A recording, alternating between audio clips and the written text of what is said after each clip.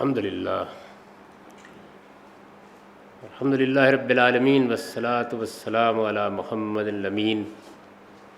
اعوذ باللہ من الشیطان الرجیم بسم اللہ الرحمن الرحیم۔ خواتین و حضرات، یہ سورہ بقرہ کی آیت 142 ہے جس سے ہم درس کی ابتدا کر رہے ہیں۔ سورہ بقرہ کی اس فصل میں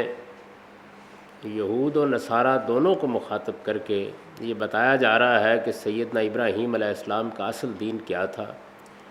انہوں نے بیت الحرام کو کن مقاصد کے تحت قائم کیا تھا،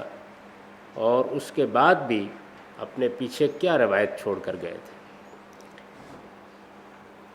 نبی صلی اللہ علیہ وسلم کے بارے میں یہ معلوم ہے کہ جب آپ کی بعثت ہوئی تو اگرچہ حرم اس وقت بھی موجود تھا، بیت الحرام کی یہ حیثیت بھی تھی، لیکن آپ کو ایک خاص موقع پر، جیسے کہ آگے قرآن واضح کرے گا، یہ حکم دے دیا گیا کہ آپ بیت المقدس کی طرف منہ کر کے نماز پڑھیں۔ یہی طریقہ مکے میں بھی رہا اور اس کے بعد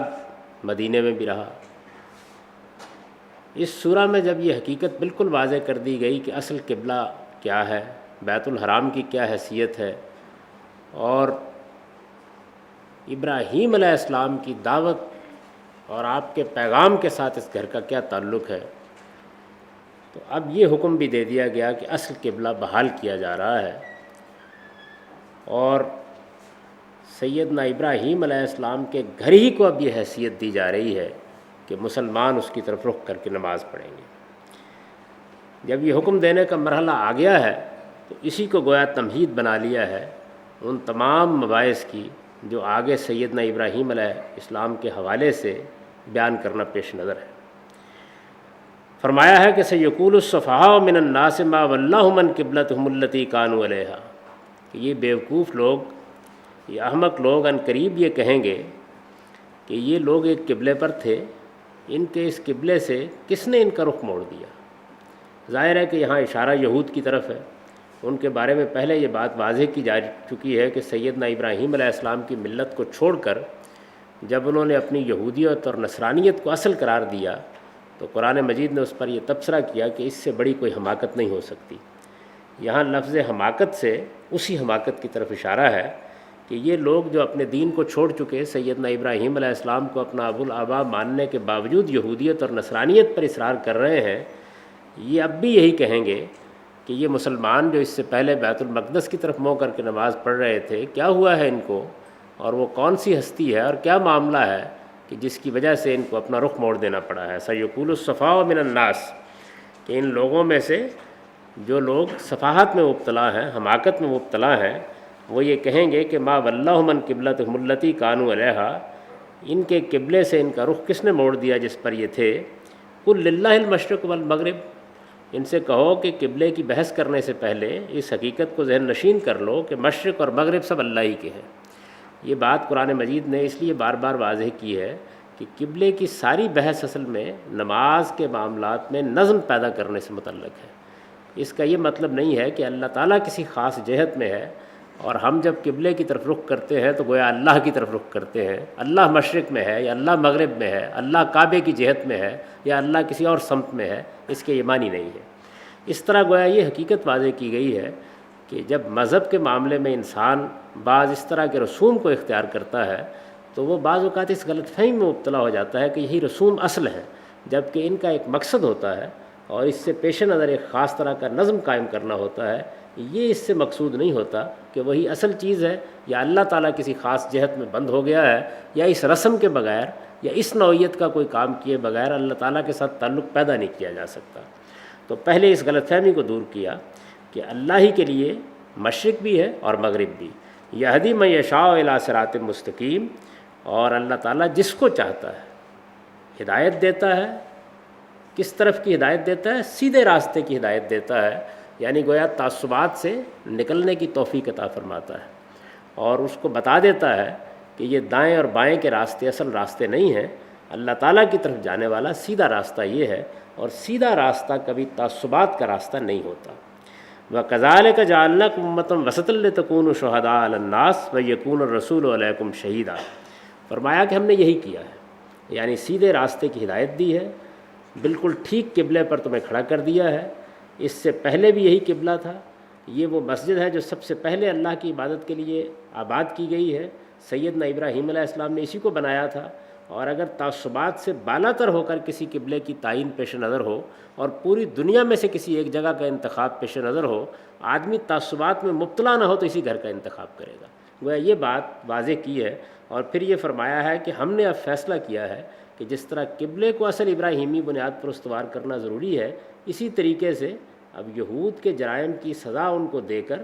بنی اسماعیل کو بھی ان کی جگہ اسی منصب پر کھڑا کر دیا جائے۔ تو ارشاد فرمایا وَكَذَلِكَ جَعَلْنَاكُمْ أُمَّةً وَسَطًا، یعنی ہم نے یہی کیا ہے کہ قبلے کو بالکل درست جگہ پر کھڑا کر دیا ہے، اور اسی طریقے سے یعنی جس طرح ہم نے مسجد حرام کو تمہارا قبلہ ٹھہرایا ہے، بالکل اسی طریقے سے تمہیں بھی ایک درمیان کی جماعت بنا دیا ہے تاکہ تم دنیا کے سب لوگوں پر حق کی شہادت دینے والے بنو۔ كَذَلِكَ جَعَلْنَاكُمْ أُمَّةً وَسَطًا لِتَكُونُوا شُهَدَاءَ عَلَى النَّاسِ۔ اس میں چند لفظ ہیں جو سمجھ لینے چاہیے۔ ایک تو یہ کہ اس میں بنی اسماعیل کو، جو نبی صلی اللہ علیہ وسلم کی قوم ہے یا سیدنا ابراہیم علیہ السلام کی ذریت ہے، اسے امت وسط قرار دیا گیا ہے،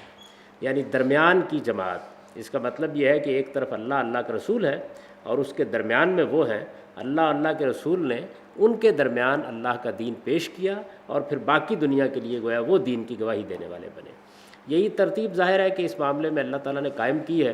یہ منصب اس سے پہلے دنیا کی تاریخ میں سیدنا ابراہیم علیہ السلامی کی ذریت کے ایک حصے بنی اسحاق یا بنی اسرائیل کو حاصل ہوا، اور پھر اس کے بعد جب نبی صلی اللہ علیہ وسلم کی بعثت ہوئی تو بنی اسماعیل کو بھی اسی منصب پر سرفراز کر دیا گیا۔ اس لحاظ سے ان کو امت وسط کہا گیا ہے، درمیان کی جماعت۔ گویا اللہ اور رسول ایک طرف اور ساری دنیا کی اقوام ایک طرف، ان کے درمیان میں یہ ایک جماعت، ایک نظم،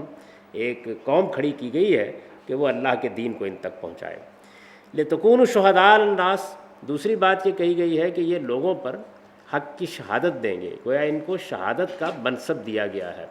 اب شہادت میں ظاہر بات ہے کہ گواہی پیش کرنے کا مفہوم ہوتا ہے، تو ایک طرف سے وہ لیں گے اللہ تعالیٰ کا جو دین ان کو ملا ہے، وہ اللہ کے رسول سے ملا ہے، اس دین کو لیں گے اور پھر اس کے بعد اس کے گواہ بن کر دنیا پر کھڑے ہو جائیں گے، گویا اس حق کو پہنچائیں گے اور پورے اعتماد کے ساتھ یہ کہیں گے کہ یہی وہ حق ہے جو ہمیں محمد الرسول اللہ صلی اللہ علیہ وسلم کے ذریعے سے ملا تھا۔ یہ گواہی چونکہ بنی اسماعیل کو پوری دنیا پر دینی ہے، اس وجہ سے یہ بھی سمجھ لینا چاہیے کہ اس کے لیے گواہی کا لفظ کیوں اختیار کیا گیا ہے۔ ظاہر ہے کہ اس کے لیے دعوت کا، تبلیغ کا یا کوئی اور لفظ بھی اختیار کیا جا سکتا تھا، اس لیے اختیار کیا گیا ہے کہ شہادت قرآن مجید سے معلوم ہوتا ہے قطع عذر کر دیتی ہے، یعنی اس طریقے سے دین واضح کر دیا جاتا ہے کہ کسی کے لیے پھر کوئی عذر پیش کرنے کی گنجائش باقی نہیں رہ جاتی۔ گواہی اسی کو کہتے ہیں، یعنی گواہی جب پیش ہو جاتی ہے، کسی عدالت میں بھی پیش ہو جاتی ہے، تو مجرم کے معاملے میں پھر فیصلہ کرنے کی نوبت آ جاتی ہے، گویا اللہ تعالیٰ اس کے بعد قوموں کا فیصلہ کر دیتے ہیں کہ اب ان تک حق پہنچا دیا گیا ہے۔ اس کا طریقہ اللہ تعالیٰ یہ اختیار کرتے ہیں کہ کسی فرد کو گواہی کے لیے منتخب کریں یا کسی قوم کو، جیسے اس نے رسولوں کو اللہ تعالیٰ نے منتخب فرمایا، یا اس کے بعد بنی اسماعیل یا بنی اسرائیل کو منتخب فرمایا۔ تو اگر کسی فرد کو منتخب کریں اس منصب کے لیے یا کسی قوم کو منتخب کریں تو اسے اپنی جزا و سزا کا دنیا میں نمونہ بنا دیتے ہیں۔ یہ گویا اللہ تعالیٰ کی طرف سے جو پیغام وہ پہنچا رہے ہوتے ہیں اس کے معاملے میں ایک الہی معاملہ ہے جو ان کے ساتھ ہونا شروع ہو جاتا ہے، تو وہ اللہ تعالیٰ کی دینونت یا اللہ تعالیٰ کی جزا و سزا کا نمونہ بن جاتے ہیں۔ اللہ تعالیٰ کی جزا و سزا کا نمونہ بننے کا مطلب یہ ہے کہ اگر وہ حق کو پیش کریں گے، حق کے علمبردار ہوں گے، صحیح جگہ پر کھڑے ہوں گے، تو اللہ کی تائید ان کو حاصل ہوگی اور اللہ ان کے مخالفین پر ان کو غلبہ عطا فرماتے ہیں، گویا اللہ تعالیٰ ان کے ساتھی بن کر کھڑے ہو جاتے ہیں۔ اور اگر وہ حق سے انحراف کریں گے تو انہیں دنیا ہی میں اس کی سزا دے دی جائے گی۔ اصل میں یہی جزا و سزا ہے جس کی داستان اس سے پیچھے ہم سورہ بقرہ میں پڑھتے ہوئے چلے آ رہے ہیں۔ تو اس شہادت کے منصب پر اللہ تعالیٰ فرماتے ہیں کہ میں نے اب بنی اسماعیل کو کھڑا کرنے کا فیصلہ کر لیا ہے، وَيَكُونَ الرَّسُولُ عَلَيْكُمْ شَهِيدًا، یعنی جس طریقے سے اللہ اور بندوں کے درمیان، اللہ اور بنی اسماعیل کے درمیان رسول ہیں، اسی طرح رسول اور باقی قوموں کے درمیان اب یہ لوگ ہیں۔ تو یہ ذمہ داری، یہ منصب تم کو دے دیا گیا ہے، اور فرمایا کہ اس ذمہ داری اور اس منصب کو اگر تم ٹھیک طریقے سے سمجھ لو تو تم پر یہ بات واضح ہو جائے گی کہ اب تمہاری جدوجہد اور تمہاری سرگرمی کا اصل ہدف کیا ہونا چاہیے، یعنی خدا کا دین جو تم کو ملا ہے، جس کے تم گواہ بنائے گئے ہو، جو ہدایت تمہیں اللہ تعالیٰ کی طرف سے عطا فرمائی گئی ہے، اس کو اب تمہیں دنیا تک عام کرنا ہے۔ دوسرے لفظوں میں یوں سمجھ لیجئے کہ جس طرح محمد الرسول اللہ صلی اللہ علیہ وسلم نے یہ دعوت، یہ پیغام بنی اسماعیل کو پہنچا دیا، اب قیامت تک کے لیے بنی اسماعیل کی یہ ذمہ داری ہے کہ وہ دنیا کی سب اقوام کے سامنے اس کو رکھیں، اس کو پہنچائیں اور اس کے علمبردار بن کر رہیں۔ وہ اگر اس کے علمبردار بن کر کھڑے ہوں گے تو اللہ کی تائید ان کو حاصل ہوگی، اور اگر اس سے انحراف کریں گے تو پھر اللہ تعالیٰ کے عذاب سے اسی دنیا میں دوچار ہو جائیں گے۔ چنانچہ یہی جرم ہے جس کی پاداش میں اس وقت بنی اسرائیل بھی اللہ کے عذاب سے دوچار ہیں اور بنی اسماعیل بھی اللہ کے عذاب سے دوچار ہیں۔ یہ حضرت ابراہیم علیہ السلام کی ذریت ہے جس کے ساتھ اللہ کا یہ قانون روب عمل ہو چکا ہے، تو اللہ تعالیٰ نے ان کو اس منصب پر فائز کیا اور اس کا یہاں اعلان کیا ہے۔ وَمَا جَعَلْنَا الْقِبْلَةَ الَّتِي كُنْتَ عَلَيْهَا إِلَّا لِنَعْلَمَ مَن يَتَّبِعُ الرَّسُولَ مِمَّن يَنقَلِبُ عَلَيْهِ۔ اب ظاہر ہے کہ اس کے بعد یہ سوال پیدا ہوا کہ جب حرم ہی اصل قبلہ ہے اور اسی کی طرف منہ کر کے نماز پڑھنا چاہیے، اور یہی وہ جگہ ہے جس جگہ کو سیدنا ابراہیم علیہ السلام نے عبادت کی جگہ بنایا تھا، اور سیدنا ابراہیم علیہ السلام سے پہلے بھی یہی گھر اللہ کی عبادت کا اولین مرکز رہا ہے، تو پھر اس کے بعد جب عقل یہی کہتی ہے، حالات یہی کہتے ہیں، تاریخ یہی کہتی ہے، اس گھر کی اہمیت اسی بات کا تقاضا کرتی ہے کہ کسی کو قبلہ ہونا چاہیے، تو یہ درمیان میں تھوڑے عرصے کے لیے خود اللہ تعالیٰ نے اپنے پیغمبر کو ایک دوسری مسجد کی طرف رخ کرنے کا حکم کیوں دیا؟ یہ سوال پیدا ہوتا ہے، اس کا جواب دیا ہے، فرمایا کہ وہ قبلہ جو ہم نے مقرر کیا تھا، وَمَا جَعَلْنَا الْقِبْلَةَ الَّتِي كُنْتَ عَلَيْهَا، یعنی اس سے پہلے، اب جب کہ یہ قبلہ تبدیل کر کے حرم کو قبلہ قرار دیا جا رہا ہے، تو اس سے پہلے جو ہم نے بیت المقدس کو قبلہ بنائے رکھا تھا، وہ قبلہ جس پر تم تھے، یہ جانتے ہو کہ ہم نے اس کو کیوں مقرر کیا تھا؟ إِلَّا لِنَعْلَمَ مَن يَتَّبِعُ الرَّسُولَ مِمَّن يَنقَلِبُ عَلَىٰ عَقِبَیْهِ، اس لیے مقرر کیا تھا کہ اس وقت بنی اسماعیل کے سامنے دین کی دعوت پیش کی جا رہی تھی، مکے میں یہود نہیں تھے، بنی اسماعیل پر دین کی دعوت جب پیش کی گئی تو ان کا امتحان کرنے کے لیے کہ وہ اللہ کے رسول کی پیروی کرتے ہیں یا اپنے تعصبات کی بنیاد پر کوئی جھگڑا کھڑا کرتے ہیں، ہم نے بیت المقدس کو قبلہ مقرر کر دیا۔ اس سے یہ معلوم ہوا کہ اللہ کا جو ابتلاء کا اور آزمائش کا قانون ہے یہ ہر جگہ کار فرما رہتا ہے۔ گویا بنی اسماعیل کے لیے چونکہ اصل محبت کا مرکز بیت اللہ تھا، بیت الحرام ان کا اپنا قبلہ تھا، یہ ان کے لیے ایک بڑے امتحان کی بات تھی کہ جس گھر کو وہ ابراہیم کا بنایا ہوا گھر کہتے ہیں، جس کو خدا کی توحید کا اولین مرکز کہتے ہیں، جس کو وہ بیت الحرام سے تعبیر کرتے ہیں، جس کو اپنا اصل شرف سمجھتے ہیں، اس کے بجائے ان سے یہ تقاضا کیا جائے کہ وہ کسی دوسرے گھر کی طرف یا دوسری مسجد کی طرف منہ کر کے نماز پڑھے۔ تو اس امتحان اور اس آزمائش کے لیے فرمایا کہ ہم نے یہ کچھ وقت کے لیے قبلہ مقرر کر دیا تھا، اور اس سے مقصود کیا تھا؟ اس سے مقصود یہ تھا کہ ہم یہ دیکھیں کہ کون رسول کی پیروی کرتا ہے اور کون الٹا پھر جاتا ہے۔ ممن ينقلب على عقبیہ وإن كانت لكبیرۃ إلا على الذین هدى اللہ، فرمایا کہ اس میں کوئی شبہ نہیں ہے کہ یہ ایک بھاری بات تھی، یہ معمولی معاملہ نہیں تھا۔ وإن كانت لكبیرہ، یعنی یہ ہمیں معلوم ہے کہ یہ ایک بڑا امتحان تھا، بڑی آزمائش تھی۔ انسان کے جذبات جس جگہ کے ساتھ وابستہ ہوں اس سے اسے روکنا اور کسی دوسری جانب رخ کرنے کے لیے کہنا، یہ گویا یہود کے دین کی تصویب کرنے کے مترادف تھا۔ تو یہ ہم نے جو امتحان ان کے لیے برپا کیا، تو ارشاد فرمایا کہ یہ ایک بھاری بات تھی، لیکن الا علی الذین ھدی اللہ،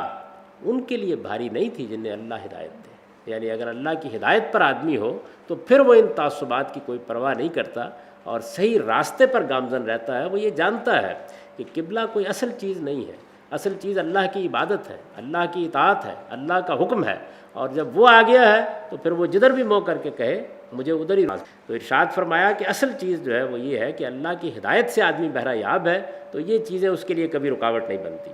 وما کان اللہ لیضیع ایمانکم، اور فرمایا کہ اللہ ایسا نہیں ہے کہ اس طرح کی آزمائش سے وہ تمہارے ایمان کو ضائع کرنا چاہے۔ یعنی یہ اللہ تعالیٰ کا طریقہ نہیں ہے کہ وہ اپنے بندوں کو اس طریقے سے مشکلات میں ڈالے کہ جس سے ان کے ایمان میں کوئی فرق آ جائے۔ یہ ایک بڑا امتحان تھا۔ ایسا ہو سکتا تھا کہ رسول اللہ صلی اللہ علیہ وسلم کی اس بات کو ماننے سے لوگ انکار کر دیتے، ان کے ایمان کے لیے کوئی بڑی آزمائش پیدا ہو جاتی۔ تو ظاہر ہے کہ لوگ یہ سوال کر سکتے تھے کہ اتنا بڑا امتحان کیوں لیا گیا؟ تو فرمایا کہ امتحان ہی اس دنیا کی اصل حقیقت ہے۔ انہی امتحانات سے گزر کے انسان کے لیے راستے کھلتے ہیں، یہی امتحانات اسے شرف اور امتیاز بخشتے ہیں۔ اگر وہ یہ امتحانات دیتا چلا جاتا ہے تو انہی امتحانوں کے نتیجے میں اس کے لیے بلندی درجات کے سامان پیدا ہوتے ہیں۔ انسان کی ترقی اور انسان کے روحانی ارتقاء کے لیے یہ سب امتحانات ضروری ہیں۔ اس سے بندوں کی صلاحیتیں نشو و نما پاتی ہیں۔ انہی امتحانوں کے ذریعے سے ان کی قوتیں اور صلاحیتیں بروئے کار آتی ہیں۔ قدرت نے انسان کے اندر بڑے خزانے ودیت کر رکھے ہیں، وہ باہر نکلتے ہیں۔ اس سے کھرے اور کھوٹے میں امتیاز ہوتا ہے، سچے اور جھوٹے میں امتیاز ہوتا ہے، مخلص اور منافق میں امتیاز ہوتا ہے، اور یہی امتحانات ہیں جو انسان کو اصلی شرف عطا کرتے ہیں۔ تو ارشاد فرمایا کہ اللہ جب امتحان کرتے ہیں تو ان کا مقصد یہ نہیں ہوتا کہ تمہارے ایمان کو ضائع کریں، بلکہ انہی مقاصد کے لیے وہ تمہیں امتحان میں مبتلا کرتے ہیں۔ ان اللہ بالناس لرؤوف الرحیم، فرمایا کہ اللہ تو لوگوں کے لیے بڑا مہربان ہے اور سراسر رحمت ہے۔ گویا ایک پہلو سے یہ واضح کیا کہ اللہ تعالیٰ بندوں پر اتنا کرم کرتا ہے کہ ان کو ہر شر سے بچاتا ہے۔ رؤوف کے لفظ کے اندر یہ چیز مضمر ہوتی ہے، اور پھر یہ کہ وہ سراسر رحمت ہے، اس کی شفقت ابدی ہے، وہ ہمیشہ بندوں پر رحم کرتا ہے اور اپنے بندوں پر اپنی بے پناہ شفقتیں قائم رکھتا ہے۔ قد نرا تقلب وجہک فی السماء، فرمایا کہ ہم تمہارے منہ کا بار بار آسمان کی طرف اٹھنا دیکھ رہے تھے۔ ظاہر ہے نبی صلی اللہ علیہ وسلم جب اس امتحان میں ڈالے گئے یا آپ کے صحابہ اس امتحان میں ڈالے گئے تو بار بار آپ کا خیال یہ اس طرف جاتا تھا کہ یہ امتحان کی مدت ختم ہو جائے اور اصل قبلے کو بحال کر دیا جائے۔ ظاہر ہے کہ یہ بالکل انسانی فطرت ہے، اصل قبلہ وہی تھا، اسی کو ہونا چاہیے تھا، اسی پر آپ کے سارے دین کی بنیاد قائم تھی، آپ کی قوم کے سارے جذبات بھی اسی کے ساتھ وابستہ تھے، اور سیدنا ابراہیم علیہ السلام کی یہ خصوصی حیثیت بھی بالکل مسلم تھی کہ انہوں نے اس توحید کے مرکز کو آباد کیا ہے۔ چنانچہ فطری طور پر آپ کے دل میں یہ خیال پیدا ہوتا کہ امتحان کی یہ مدت کم ہو، اور امتحان کی مدت میں یہ خیال کرنا کہ یہ ختم ہو جائے یہ بالکل انسانی فطرت کے مطابق ہے۔ چنانچہ آپ بار بار آسمان کی طرف نگاہ اٹھاتے تھے، گویا اللہ تعالیٰ تو یہ بات جانتے تھے کہ آپ کے دل میں کیا خواہش ہے۔ تو فرمایا قد نرا تقلب وجہک فی السماء، تمہارے منہ کا بار بار آسمان کی طرف اٹھنا ہم دیکھتے رہے ہیں۔ فلنولینک قبلۃ ترضاھا، چنانچہ اب ہم نے فیصلہ کر لیا ہے، اب ہم نے فیصلہ کر لیا ہے کہ جس قبلے کو آپ پسند کرتے ہیں اسی کی طرف آپ کا رخ پھیر دیا جائے، یعنی بیت الحرام کو قبلہ بنا دیا جائے۔ فول وجہک شطر المسجد الحرام، لہٰذا اب اپنا رخ مسجد حرام کی طرف پھیر دو۔ وحیث ما کنتم فولوا وجوہکم شطرا، اور جہاں کہیں بھی تم ہو نماز میں اپنا رخ اسی مسجد کی طرف کرو۔ وإن الذین اوتوا الکتاب لیعلمون انہ الحق من ربہم، اور فرمایا کہ یہ تمہارے ساتھ بحث کریں گے، اعتراض کریں گے، یہ اہل کتاب اس پر طرح طرح کے سوالات اٹھائیں گے، لیکن یہ لوگ جو کتاب کے حامل بنائے گئے ہیں یہ بہت اچھی طرح اس بات کو جانتے ہیں کہ یہی حق ہے، ان کو بھی معلوم ہے کہ اصل قبلہ یہی ہے، یہ اس بات سے واقف ہے کہ سیدنا ابراہیم علیہ السلام کا آباد کیا ہوا گھر یہی ہے، اس معاملے میں کوئی شبہ ان کو نہیں ہے۔ جتنے اعتراضات ہیں تعصبات پر مبنی ہیں، یہ بہت اچھی طرح اس بات کو جانتے ہیں۔ وَمَا اللَّهُ بِغَافِلٍ عَمَّا يَعْمَلُونَ، اور فرمایا کہ اس کے باوجود جو کچھ یہ کر رہے ہیں اللہ اس سے بے خبر نہیں، یعنی اللہ تعالیٰ اس بات سے واقف ہے کہ ایک چیز کو جانتے بوجھتے یہ لوگ جھٹلا رہے ہیں، یہ اس حرم کی اصل حیثیت سے واقف ہے، یہ سیدنا ابراہیم علیہ السلام کے اس کے ساتھ تعلق کو جانتے ہیں، اور جب جانتے بوجھتے ایک حقیقت کے معاملے میں اس طرح کا رویہ اختیار کر رہے ہیں تو انہیں معلوم ہونا چاہیے کہ اللہ تعالیٰ ان کی ہر چیز سے باخبر ہے۔ ظاہر ہے کہ اس میں بڑی تہدید ہے کہ حق کو چھپانے کا جو جرم ان لوگوں نے کیا ہے اللہ اس سے خوب واقف ہے اور اس کی قرار واقعی ان کو سزا دے گا۔ وَلَئِنْ آتَاكَ الَّذِينَ أُوتُوا الْكِتَابَ بِكُلِّ آیَةٍ، فرمایا کہ اللہ تعالیٰ چونکہ ان کے حالات سے باخبر ہے، اللہ تعالیٰ تم کو بتائے دیتا ہے کہ یہ جانتے ہیں کہ اصل قبلہ یہی ہے، اس وجہ سے ان کے کسی پروپیگنڈے سے متاثر ہونے کی ضرورت نہیں ہے۔ اگر ان اہل کتاب کو آپ سب نشانیاں بھی پیش کر دیں، وَلَئِنْ آتَاكَ الَّذِينَ أُوتُوا الْكِتَابَ بِكُلِّ آیَةٍ، اگر ان اہل کتاب کو آپ سب نشانیاں بھی پیش کر دیں، مَا تَبِعُوا قِبْلَتَكَ، یہ آپ کے قبلے کی پیروی نہیں کریں گے، وَمَا أَنْتَ بِتَابِعٍ قِبْلَتَهُمْ، اور اس کے ساتھ ایک دوسری حقیقت بھی ہے، وہ کیا ہے؟ وہ یہ ہے کہ جو علم تمہارے پاس آ چکا ہے، اللہ تعالیٰ نے تم کو حقیقت سے واقف کر دیا ہے، اس کی بنا پر تم بھی ان کا قبلہ نہیں مان سکتے، یعنی اب یہ کوئی کمپرومائز کا مقام نہیں رہ گیا، اللہ نے بتا دیا ہے کہ اصل قبلہ یہی ہے، اللہ نے اس کو مقرر کر دیا ہے۔ ادھر ان کا معاملہ کیا ہے؟ اگر ان کا معاملہ یہ ہوتا کہ کسی دلیل کی بنیاد پر یہ اختلاف کر رہے ہوتے تو بحث ہو سکتی تھی، راستہ نکل سکتا تھا، بات سمجھائی جا سکتی تھی، لیکن ان کے ہاں تعصب اور ہٹ درمی ہے، اس وجہ سے ان کے بھی ماننے کا کوئی امکان نہیں ہے۔ بعضهم بتابعٍ قبلۃ بعض، اور فرمایا کہ یہ جو ان کی ضد ہے یہ ضد صرف تمہارے ساتھ نہیں ہے، حقیقت یہ ہے کہ یہ بھی ایک دوسرے کا قبلہ نہیں مانتے، یعنی ایسا نہیں ہے کہ ان کے مابین اتفاق ہے، یہ تو بالکل واضح ہے اس معاملے میں، اس طرح کی صورت بھی نہیں ہے، یہ بھی ایک دوسرے قبلے کو ماننے کے لیے تیار نہیں ہے۔ وَإِنِ اتَّبَعْتَ أَهْوَاءَهُم مِّن بَعْدِ مَا جَاءَكَ مِنَ الْعِلْمِ إِنَّكَ إِذًا لَّمِنَ الظَّالِمِينَ۔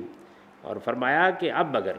اس علم کے بعد جو تمہارے پاس آ چکا ہے، یعنی وحی کے ذریعے سے جب تمہیں بتا دیا گیا ہے کہ اصل قبلہ کیا ہے اور کوئی ابہام اس معاملے میں باقی نہیں رہا، اللہ نے اس کی پیروی کا حکم دے دیا ہے، تو اس علم کے آ جانے کے بعد، وحی کے ذریعے سے حقیقت کو واضح کر دینے کے بعد، اب اگر تم ان کے پیچھے چلتے ہو، ان کی خواہشوں کی پیروی کرتے ہو، آپ اندازہ کر لیجئے کہ اس معاملے میں اللہ تعالیٰ کس طریقے سے پیغمبر کو بھی ایک نہایت نازک مقام پر کھڑا کر دیتے ہیں کہ آپ کے پاس علم آ گیا ہے، آپ کو اب اس کی گواہی دینی ہے۔ اب اگر کوئی معاملہ آپ کے سامنے ایسا آتا ہے کہ جس میں مصالحت کی کوئی تجویز آتی ہے تو اس کی کوئی اہمیت نہیں ہے، اس صحیح علم کے آ جانے کے بعد صحیح علم کی پیروی ہونی ہے، صحیح بات کے واضح ہو جانے کے بعد صحیح بات کو اختیار کرنا ہے۔ اس معاملے میں کوئی حکمت، کوئی مصلحت آڑے نہیں آئے گی۔ چنانچہ اب اس علم کے آ جانے کے بعد اگر آپ ان کی خواہشوں کی پیروی کرتے ہیں، وَلَئِنِ اتَّبَعْتَ أَهْوَاءَهُم مِّن بَعْدِ مَا جَاءَكَ مِنَ الْعِلْمِ إِنَّكَ إِذًا لَّمِنَ الظَّالِمِينَ، تو پھر آپ بھی یقیناً ظالموں میں سے ہوں گے۔ آپ کا بھی مقام پھر یہی ہو جائے گا جو ان ظالموں کا مقام ہے۔ الَّذِينَ آتَيْنَاهُمُ الْكِتَابَ يَعْرِفُونَهُ كَمَا يَعْرِفُونَ أَبْنَاءَهُمْ وَإِنَّ فَرِيقًا مِّنْهُمْ لَيَكْتُمُونَ الْحَقَّ وَهُمْ تعلمون۔ اور فرمایا کہ یہ حقیقت ہے کہ یہ لوگ جن کو ہم نے کتاب سے نوازا ہے اور جو کتاب کی قدر پہچاننے والے ہیں، ان کے اندر ہی موجود ہے۔ یہ ٹھیک ہے کہ ان میں سے بعض لوگ ضد اور ہٹ درمی میں مبتلا ہیں، لیکن انہی کے اندر وہ لوگ موجود ہیں کہ جن کو ہم نے کتاب دی اور وہ کتاب کی حقیقت سے واقف ہیں، وہ اس چیز کو اس طرح پہچانتے ہیں، یعنی اس بیت اللہ کو، اس حرم کو، ابراہیم کے ساتھ اس کے تعلق کو ایسے پہچانتے ہیں جس طرح کوئی باپ اپنے بیٹوں کو پہچانتا ہے، یعنی انہیں اس معاملے میں کوئی شبہ نہیں ہے۔ وَإِنَّ فَرِيقٌ مِّنْهُمْ لَيَكْتُمُونَ الْحَقَّ، اور ان میں سے یہ ایک گروہ ہے، سارے نہیں ہیں، ایک گروہ ہے جو جانتے بوجھتے حق کو چھپاتا ہے۔ اور فرمایا کہ یہی گروہ ہے کہ جو اس وقت تمہارے مقابلے میں ضد اور ہٹ درمی سے کام لے رہا ہے۔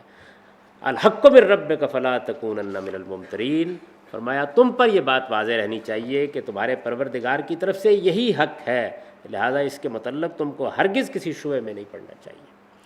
تو اب گویا اس سارے بیان سے یہ بات بالکل واضح ہو گئی کہ اللہ تعالیٰ نے